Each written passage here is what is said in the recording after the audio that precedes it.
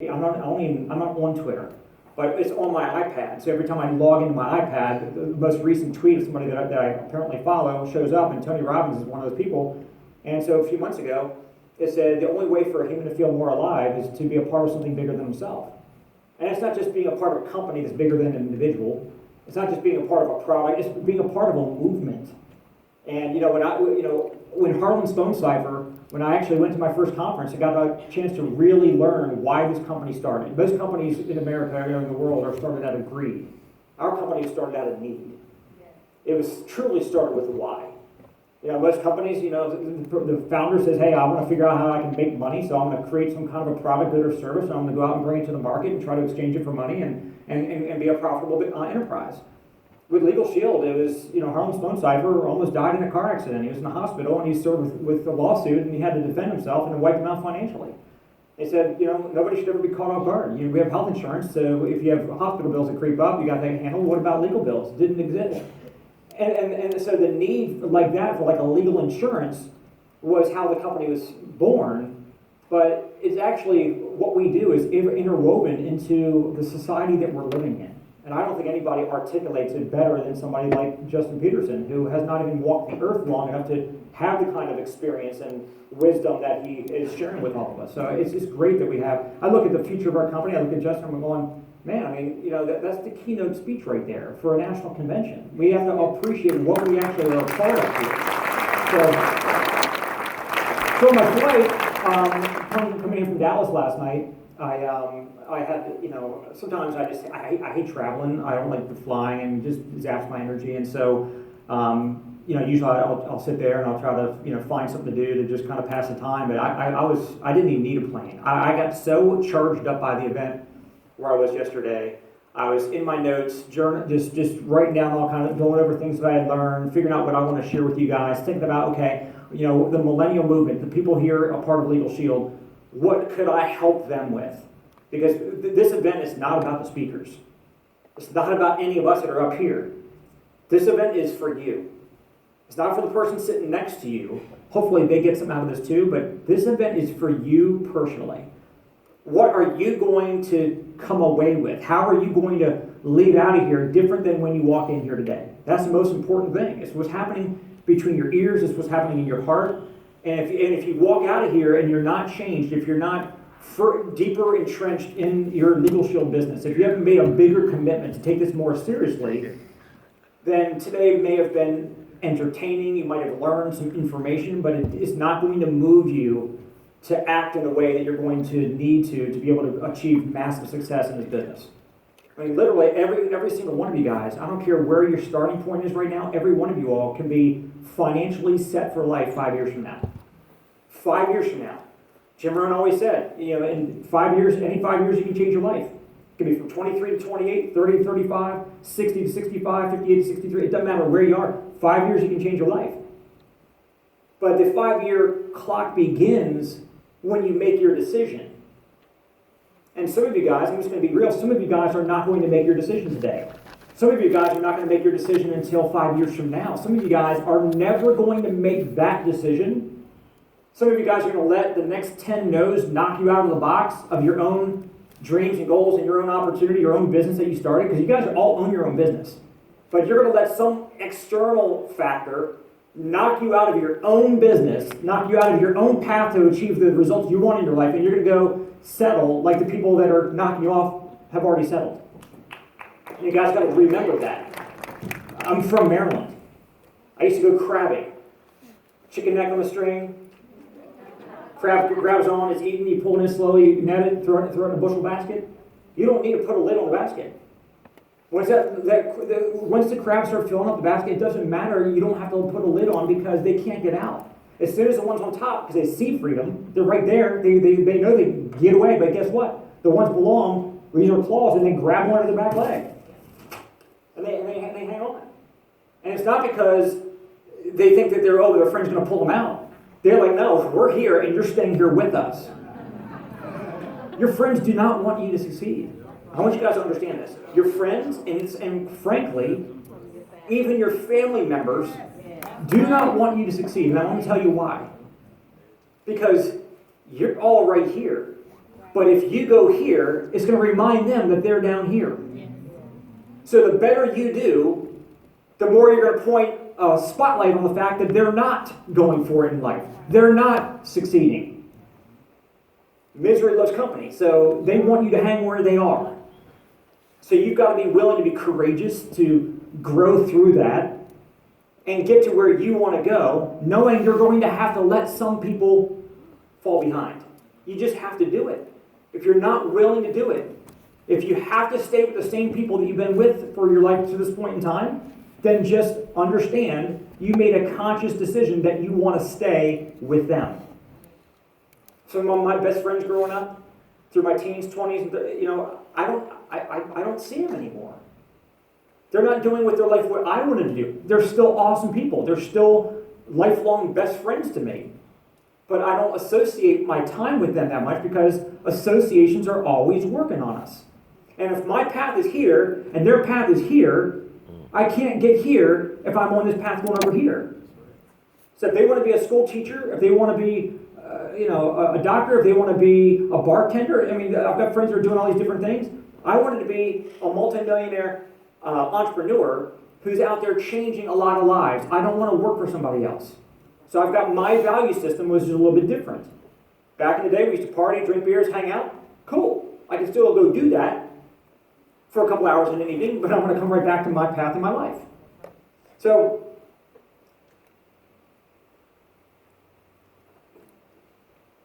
I've heard it said before. By the way, how many of y'all want to make $1 million like sooner than later? Right? We don't want to get rich quick scheme. People say, I don't want to get any kind of get rich quick scheme, but then they quit the business in 90 days because they haven't gotten rich yet. So make up your mind. Do you want to get rich quick or do you not? Because if you don't want one, then don't complain when it's not happening as fast as a scheme would have to be. Right? My story, I didn't get into Legal Shield to make $248,000 my first year in network marketing. I did it my first year in Legal Shield. But I was in another company for 3.5 years prior to Legal Shield. Learned what to do, what not to do. PBRs, PCCs, three-way calls, weekly briefings. I learned the system. Then I was in another company for a year. So 4.5 years, not making much money. And then when Legal Shield came along, all of a sudden, things took off. Because I was a different person. I had 4.5 years of my growth curve already behind me. Right. Some of you guys have not been in Legal Shield for 4.5 years yet. So you're not even at my starting point yet. So don't beat yourself up, say, oh, I'm not making 6 figures right away. Well, I made 6 figures from 4.5 to 5.5 years into my network marketing career. So you have to understand the real story. And unfortunately, we live in a world where there's a lot of hype, there's a lot of false, the facades that are put out there. You can go to any network marketing company and say, oh, that person's making, $1 million a year. No, they had one $80,000 month because they had a bunch of bonuses that month. But you can't just take somebody's best month, multiply it times 12, and that's what they're earning per year. It's just, there's a lot of stuff. So what I love about what we're a part of it is we're all about being real. We're all about being on purpose, a part of a bigger cause. And I would encourage you guys, don't go out and focus on making $1 million. Okay? For the money. Go make the million for the person you had to become to make the million. And that's what I'm taking notes here. Every single speaker had added value into me, made me a better person in the last 4 hours than when I walked in here. So come out of here knowing that whatever happens in your business in the next 5 days or the next 5 weeks, that doesn't matter that much. That's just a part of the process. But who you're becoming along the way is everything. So my team's book of the month for this month is Outliers by Malcolm Gladwell. And I'm rereading it with the team. I've already read it before. But he talks about in this book, it takes 10,000 hours in any worthy pursuit to become a master at whatever that is. If you want to be an incredible PGA golfer, then you're going to have to be out there on the golf course, on the driving range, all day, every day. All day, every day. And I actually went to take a golf lesson. This was a year ago at a club down the road from where I live. And I got there before the instructor got there, so I had 10 minutes. So I was waiting outside of the instructional little hut that he has there at the far end of the driving range. So I was sitting there waiting, and there was a young Indian kid that was on the driving range. He was the only one that was there, and he was sitting there. I think he was using like his 6-iron, and he was just boom, boom, boom. This kid was like, I think he's like 12 years old.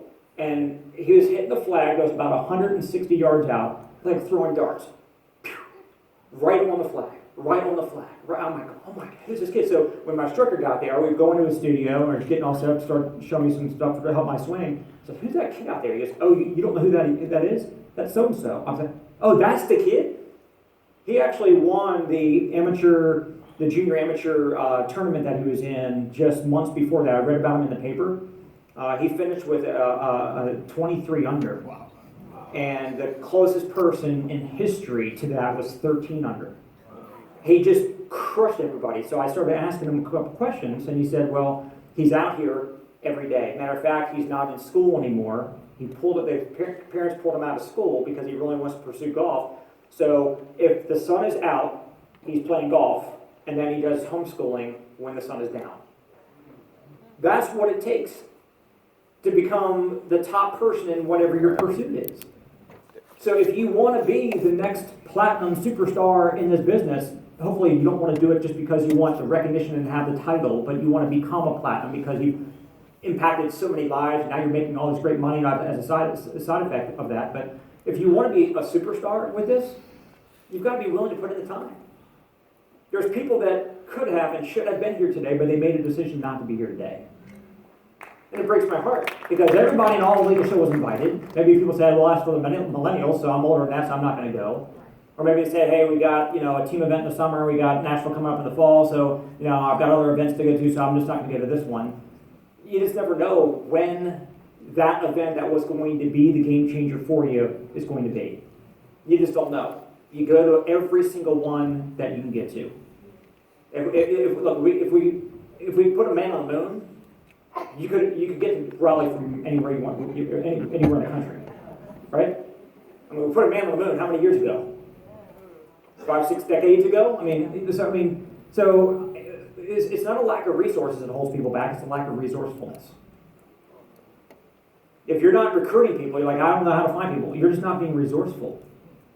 It's like, hey, I can't afford to go do this, you're just not being resourceful. I mean, don't you get annoyed when a prospect says, I can't get started because I don't have 99 bucks?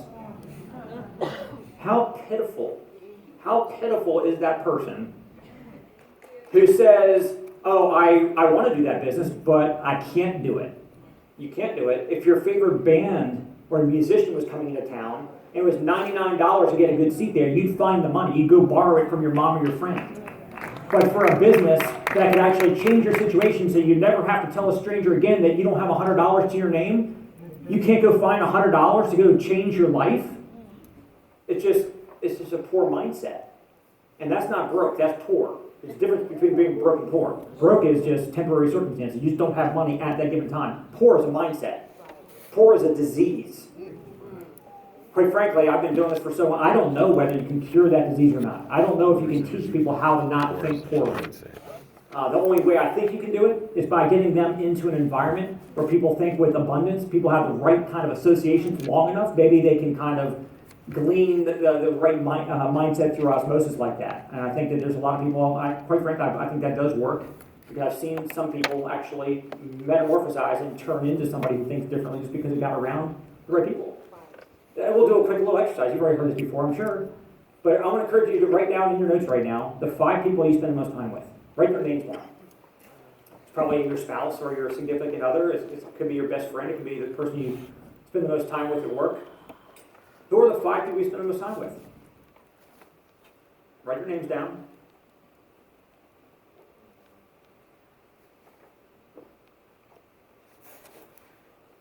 And next to their names, write down about how much they earn per year. Just guesstimate. You probably know their personal information.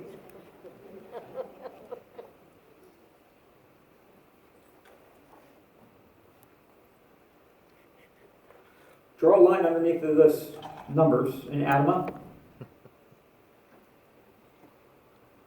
So let's say it's 50, 50, 50, 50, 50. They're all making 50 grand a year. The out of model is $250,000. Divide that number by 5. In that example, it's going to be 50,000. Whatever that number is that you divided by 5 to get to that average of your 5 friends that you spend the most time with, that's what you're going to be making 5 years from now. If you hang out with 5 broke friends, you're going to be broke.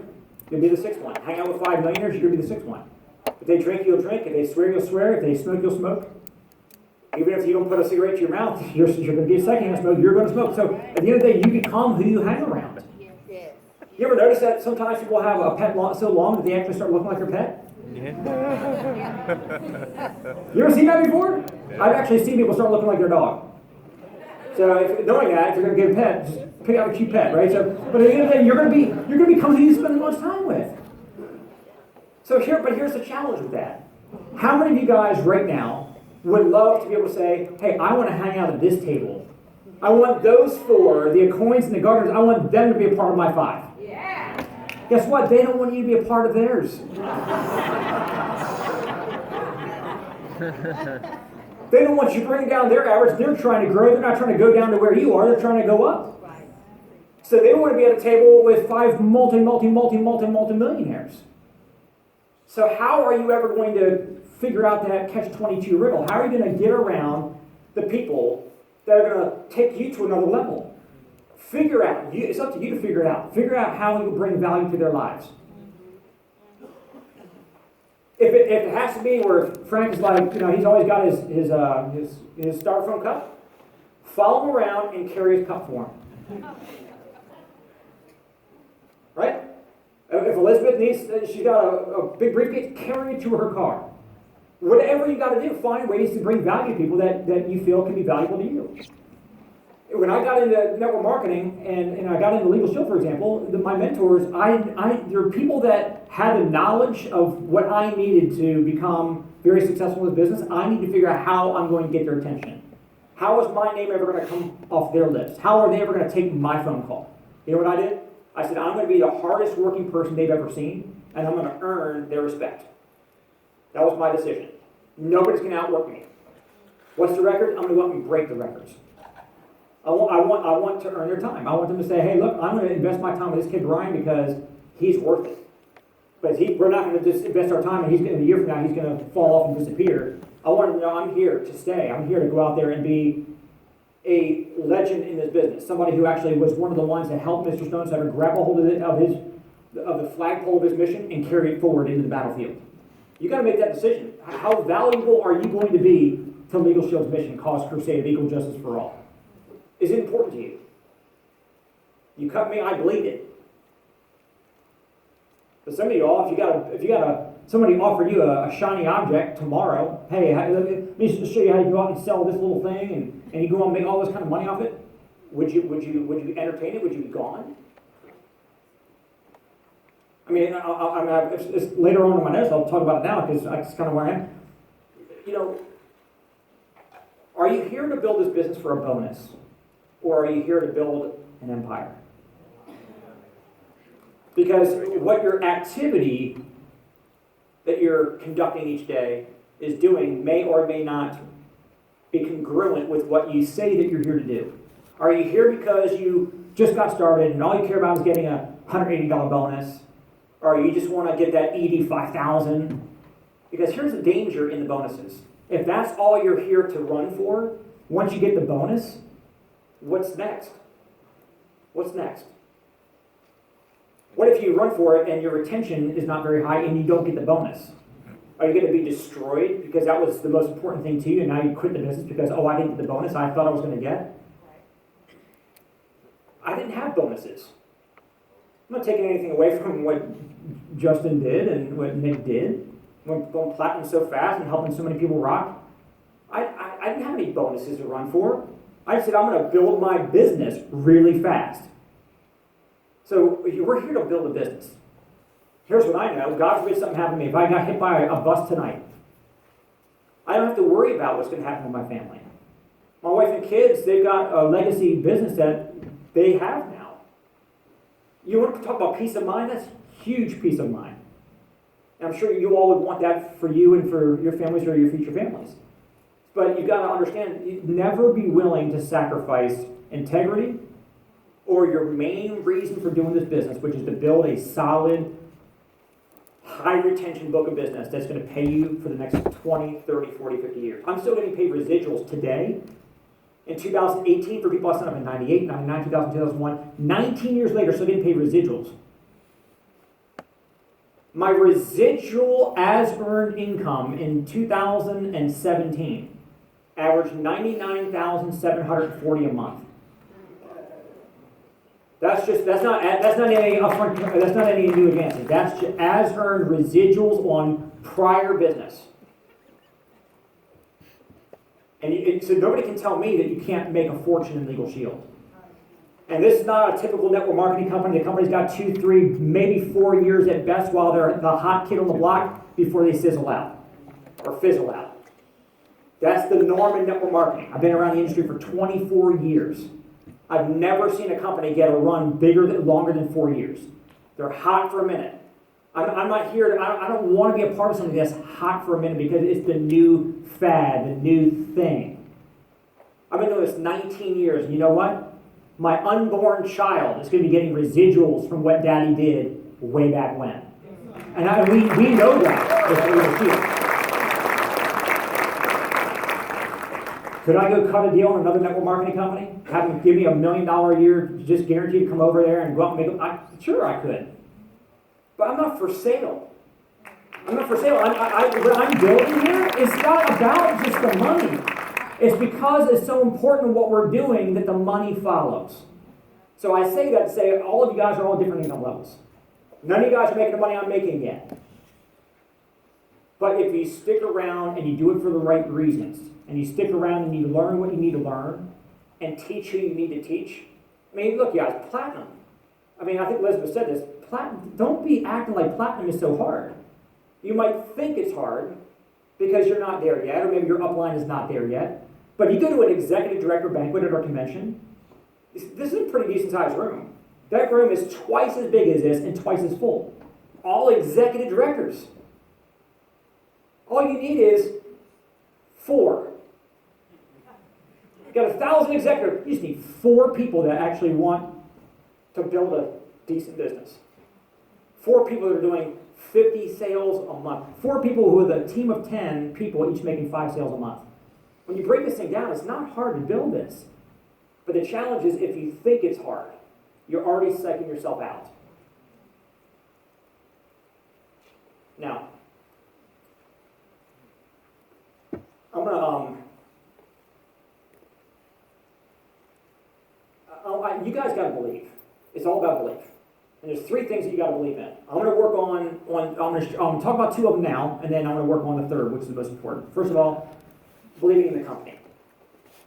Does anybody here, by a show of hands, have any kind of doubt in the strength or the integrity or the future of Legal Shield?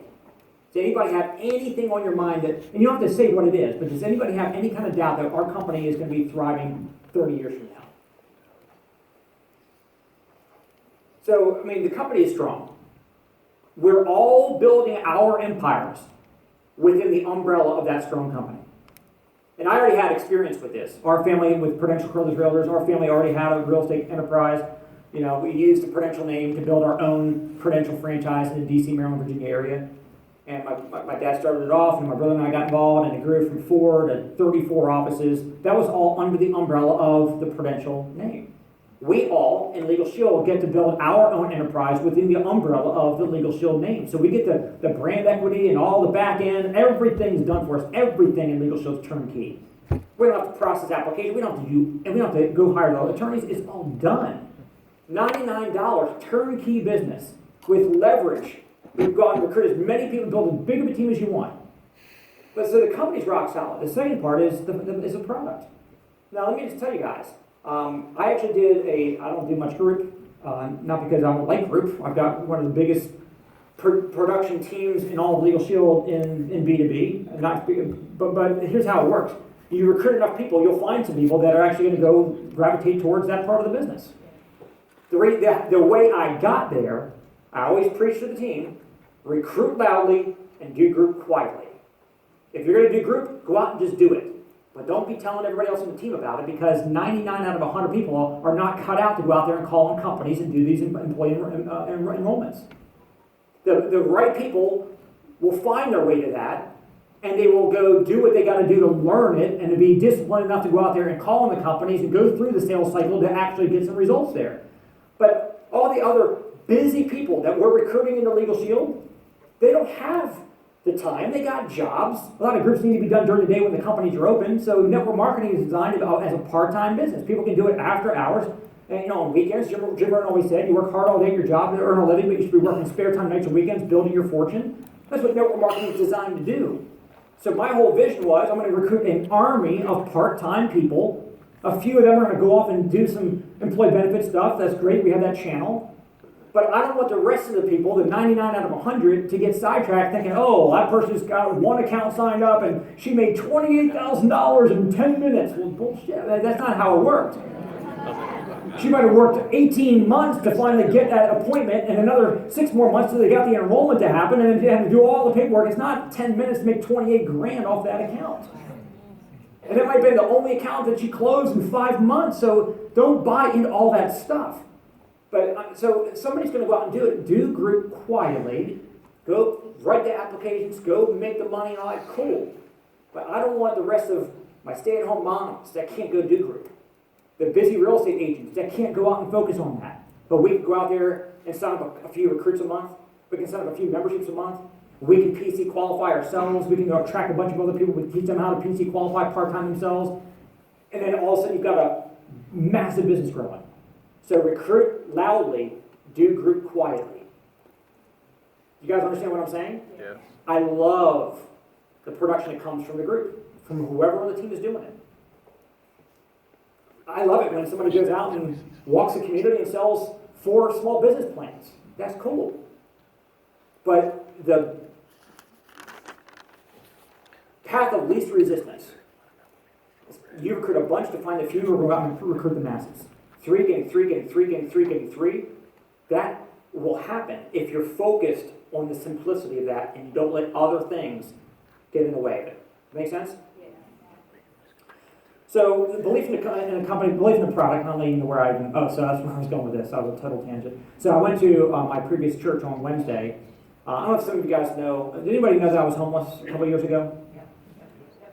Let me tell you the quick story. So I was at church in Virginia.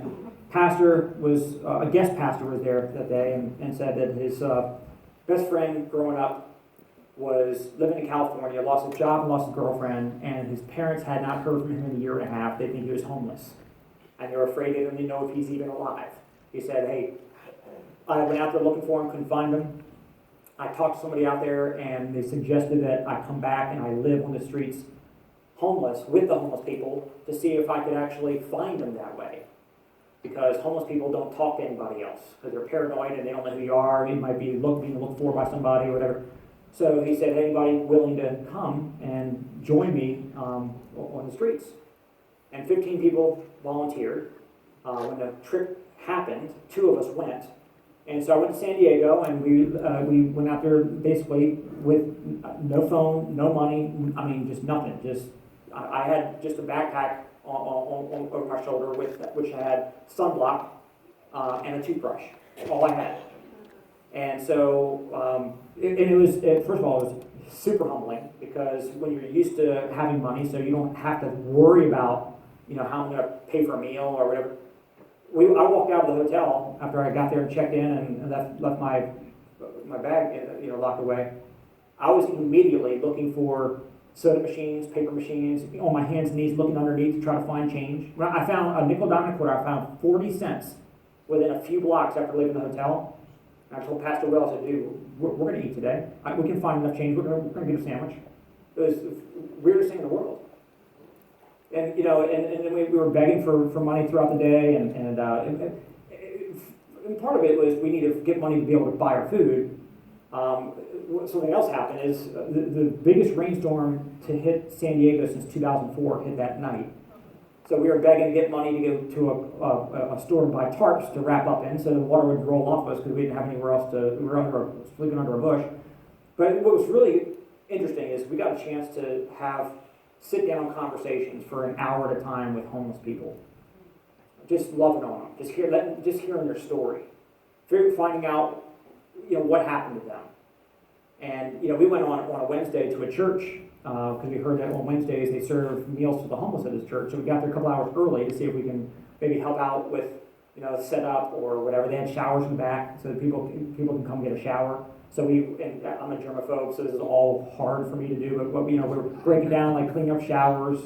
One of them had a bunch of blood in it. I don't know what they did. Maybe they shaved something. I don't know what happened, but it was just like, it was surreal. And so after we helped with the showers before dinner, we were in the pastor's office.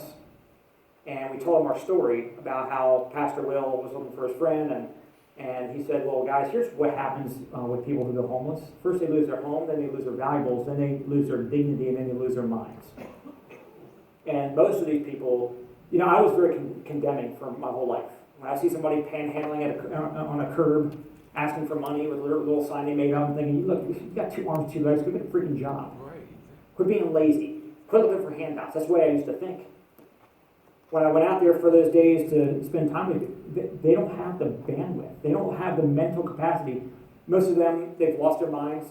A lot of them are tweakers on meth or something. They don't have the ability to go earn a living. And so